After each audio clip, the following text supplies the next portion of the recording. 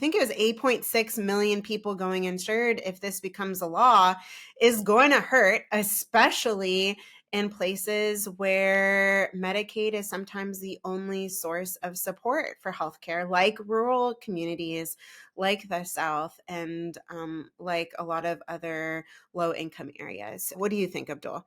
I want folks to understand the game here.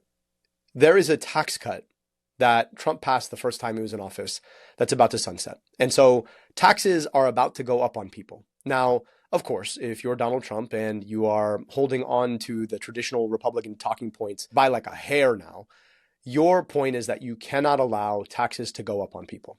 But which people are you talking about? Well, more the people that you like to invite to your golf club, Mar-a-Lago.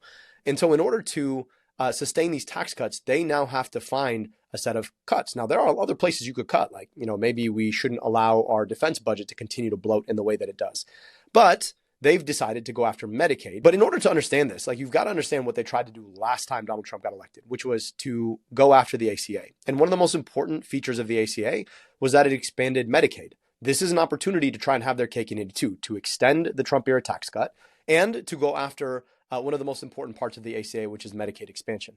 The consequence is that you're going to have literally millions of people, like my state alone, 500,000 people who are going to get kicked off their health insurance. And just remember, we talk about this as a program for low-income people, but 1 in every 2 kids, like every other kid in Michigan, gets their health care through Medicaid. So you're talking about a very, very sizable proportion of the population.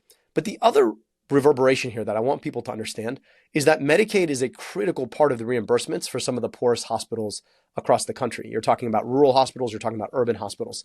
A lot of these hospitals are going to get shut down if they're not able to rely on the expansion of Medicaid, which was a lifeline for the hospitals. And then when you think about the fact that hospitals after public schools are one of the most important employers in a lot of rural communities, you're talking about people who are going to lose their jobs. Now you're talking about hospitals shutting down, people losing their jobs, and then people having to drive hours and hours after having a heart attack or a stroke to get healthcare. So literally people will die. I mean, this is what this is going to mean.